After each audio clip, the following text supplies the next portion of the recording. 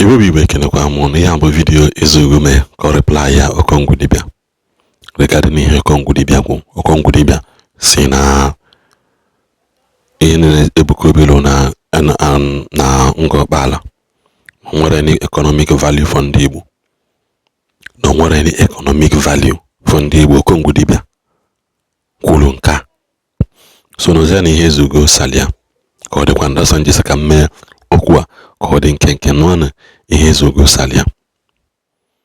Okongwu Dibia rie nse mama wezugo sego rie nse ife nji sego rie nse wụ na ani Igbo bidoro imegheri ani Igbo bidoro ịgbaghalaghala. I lose who we are as Igbos the moment I happen people like you to come up on Facebook na-ekwu people are na-ege ntị. Imagine the people who are wise na-akpụsịa ahapụzie ndị dụka ụnụ pụtazie na Facebook na-ekwu okwu ọdụ ka ndị mmadụ a na-ege ụnụ ntị. Ọkwụ n'ebe ahụ ka ana Igbo si wee gbadatu ebe ana Igbo gbadatu dey. Look at somebody dụka ahụ na-ajụ when the answer you are seeking for is telling at you right on your face, but you cannot comprehend it because obviously you may not have the level of that intelligence to comprehend what is happening. You are asking a question because Ebuka Obi na-eme na ngọkpala those 4-story building 33-story building ka o esi wee webata development na ngọkpala unu ahụ ọlụlụ at a particular place na ngọkpala ka o esi wee webata development na ngọkpala for real. How can people nwere an ebe a, how can people of ngọkpala benefit from that thing? You are even comparing it to Ebemonso Bata and Ukebon. Ogo nwoke kwunu ka ewe Okongwu Dibia ọpụ na ịmahọ a na-anụ ada nne m Ukebon ịghọtago, but ikwu amahọ ibezie.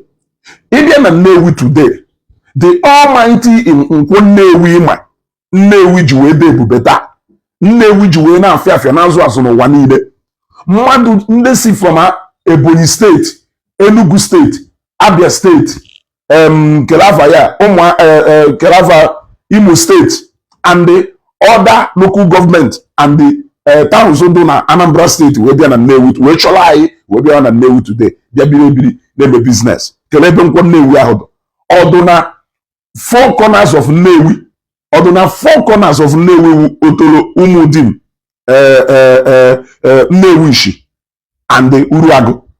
Ọkwụna a section of Uruagu ka that Nkwo Nnewi do, and yet ozuru Nnewi niile ọnụ. Now for avoidance of doubt ka ọ ghara ịdụ ka ejụrụ ajụjụ asahụ because onye jụrụ ajụjụ demanded answers.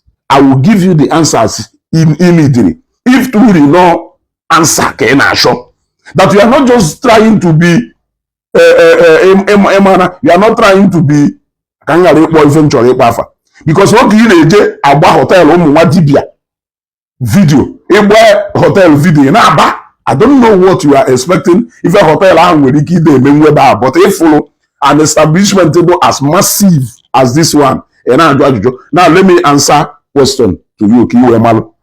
Number one, when Evangelist Ebuka Obi came to Ngọkpala, number one, by May announcement of his visit to Ngọkpala, the price of land and the one plot of land they build in Ukebon do Anambra State pụtara dokwe. By May announcement na Evangelist Ebuka Obi Ngọkpala ka ọ na-abịa, the price of land skyrocket here from 90, 70, 100,000 to 100 and something thousand to millions of naira. Thereby, a lot of people na Ngọkpala ahụ ị na-ekwu ndị enweghị ụlọ. Some of them were able because ha nwere anabanjiba ha ye yusucha ụda na ha nwere wee lụgụnụ ka ha na-alụ. Ụfọdụ n'ime ha gbapere ana ha lee wọrụ ụlọ biri n'ezigbo ụlọ today jee na Ngọkpala n'ọdụ dị ya. Are you going to say that those people benefit you? Some people lele anafa were establish ụmụ ha na business. Ụfọdụ lele ana ha were bidoro ụmụ ha ifefa na-alụ. Ụfọdụ n'ime ha ahụ na-arịa sinse nwe ego ha ejiji ụlọ ọgwụ lele ana ha were ga-eje nye onwe ha sound medical treatment.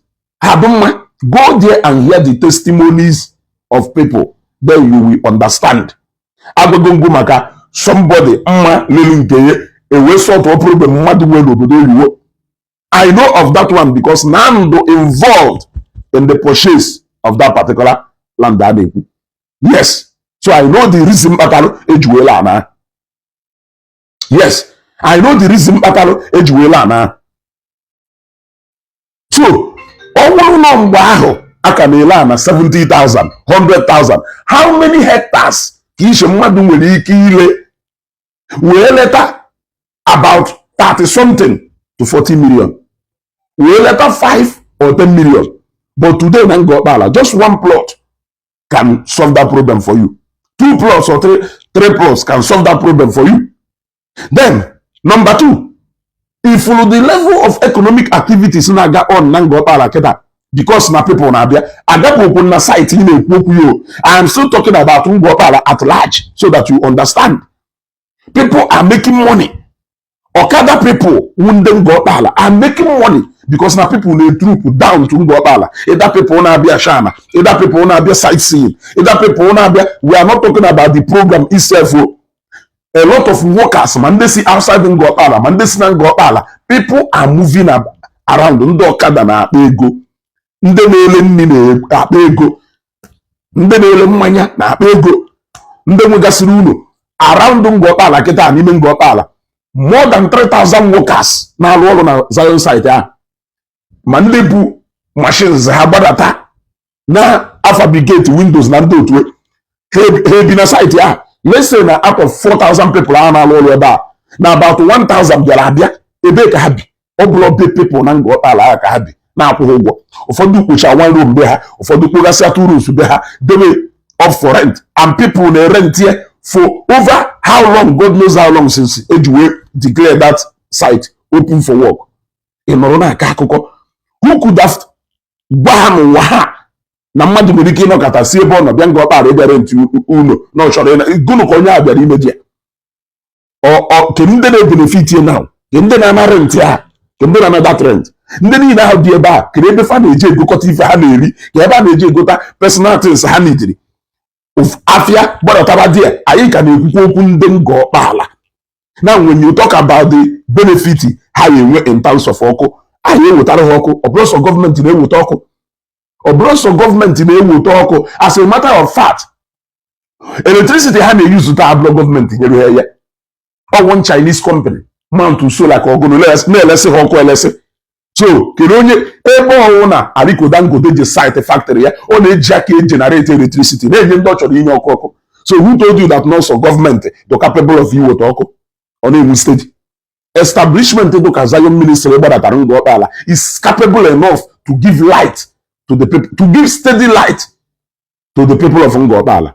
In case if you don't know, if Zion need they will email Ijeshebe or Egoko for her. Dollar in that today, Ngopala or life. If you're not Yosha, even a while, then go aside. If you even network Ngopala, Zion improve the network Ngopala before a May 100 days fasting can be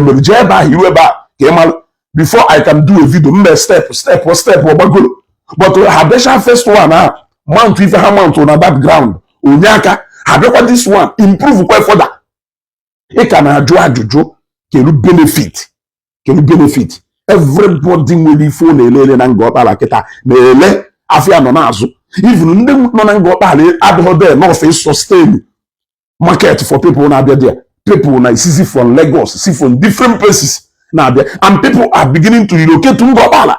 I got that information that people are beginning to relocate. Now, when you go to that ground in particular, there are more than 2,000 Ngopala people who are earning their living there. What are you going to say about it?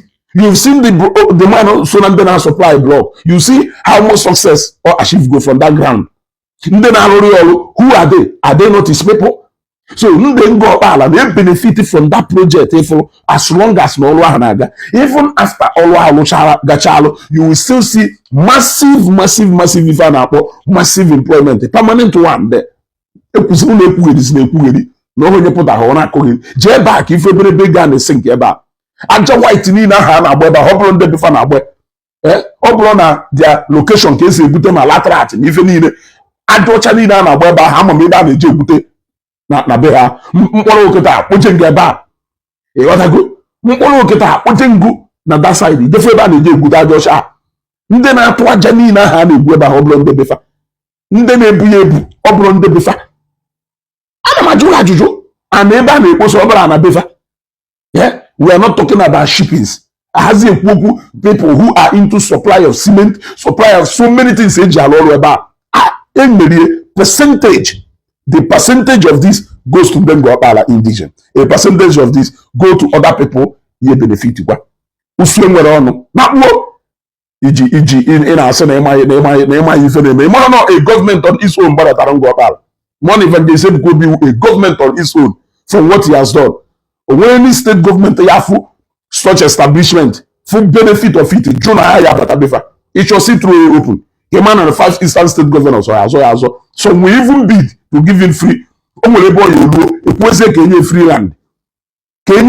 free land and even some percentage of the money a ga-eji wee rue ife ebe a ka ọ wụzie government individual partnership ị na-aka ife ị na-akọ do you know that more than 1 to 2 million people has been to Ngwa Okpala within the time Evangelist Ebuka Obi gbara Ngwa Okpala all those people kedu ife ha na-eji obodo ahụ ije shop before if not Zion that is taking them to that place and each and every one of them they are there orihi ife ndị ebughị moto ọ baha ọkada ọ na ha egorohi ife money or exchange your hands kwuo ife ana ntị ndị ọkada nọ n'Okpala junction nọ na Amaala junction nọ na-agbagharịgasị ka ha were rọd wee pịakwepụghị isi wee na ntị ndị ọkada ka ha mee ka ha yie ya egwu wee na ntị ndị na-elegasị ife n'obodo ahụ wee na ntị ha wee na ntị ndị na-arụ ọrụ people who are making money there ama nka Ngwa Okpala do the first time m bịara Ngwa Okpala last year it should be January, February, March, April it should be about April or so last year ama nka Ngwa Okpala do go there today and see how lively that town has become. You see new building coming up here and there. Oh, ndị Abakaliki na-alụ oh ndị Befa na-alụ and mgbe universities university ya agbadatazi ebe a lodges alọwa lodges ebe niile ọ na ịmara na benefit of that Zion na Ngwa Okpala with the same as that of Anambra State University gbadatara Egbariam jejuo Mr. Lecturer ntu Egbariam do before ebulata Anambra State University ebe a then gbadazie Egbariam today ka ifife na-eme jekwuli dey imone ya before ebudata Anambra State University ebe a kedu ka uli do before do you know what is happening n'uli kita iya abata uli n'abalị kita ebe after 8 after 10 after 11 ọkwa na-enwu activities a na-eme ebe niile because of presence of ụmụ akwụkwọ nọ there a na-alụ building nice building here and there and the umepe ha to an extent the people can always move their families there ruo nice building debe ha there ebe a especially people who will be visiting there more often will decide okay ka ha hapụzie family ma ebe a nsizi obodo oyibo bata ka mgbada ebe a direct mmechakwa nsi Enugu nsi Port Harcourt airport or nsi Owerri airport n'ala onwe Lagos na chikakwa obodo oyibo ebe nọ all these things we feel ya ama because ụfọdụ n'ime ndụ chacha asụ ignorant ọ nwere ịda agbagharị na hotel akwa je na-agba egwu na-egosi anyị hotel ihe eme ya ọfụma but if you need you are only seeing building you are not even seeing the economic importance of those buildings that even the maintenance of that property alone will employ more than 200 people from that area maintenance of that property alone ọkwa mmadụ ya dị fichu na ọkwa mmadụ ya dị maintenance ebe a ọkwa mmadụ ya dị clean compound na-eme ife niile ọkwa mmadụ ya dị eme ha ncha ihe emenwe nnakelu ị ga-emenwe ihe nnakelu oche plastic chairs ole alone ka egogoro ebe a people will still make money again and you did not even see the benefit of that project to ndị Igbo at large because na o nwere something so ọwa Aba ka a na-eji ego ọwa Owerri ka a na-eji ego ọwa Anambra ka a na-eji ego. Have you thought about when those people will finally move some of their branches down to Ngwa Okpala? Is it not expansion of their market? Ana akụ na anyị kwugherecha ka ndị egbuwara isi ọ bụrụ na ansa ka ị na-achọ azagongie and I want you to take a trip to Ngwa Okpala. Now no kwefula market ya bụ na Ngwa Okpala afia ha na-azụ. There will be more market there. There will be more market there because apart from ife anyị ebute na Zion market for ndị na-esi obodo oyibo abịa will not even be enough to sustain people. People will still take bike to that market. Whereby full stuff na cargo. Is it not more market to the pocket of Ngobala? Yes. More car wash is why you put people who to have that side, they be like, Fagana Samuto Fasa. For the Yebumo to have their camp there for like 1 month. New businesses will spring up from nowhere. And now you can benefit of the buildings. For the moon, they book and they buy for the moon, they book and they buy. Digest good unka. I want this one, I draw enough. Or Quasi can go more. You have seen something that moved millions of people down to Ngobala annually. And I assume the importance of it to the people of Ngobala for real. But I didn't even go back. No matter how many people who are non-indigenous who go to be already. Then I should only generate this program properly. I can generate this program properly. It will blow your mind. I only bag it if and all to go evident everywhere. People have seen it happening. It is happening. Just like magic, it is happening. And all that. It cannot be behind though. It cannot be behind. Yeah? It cannot be behind. Share this video.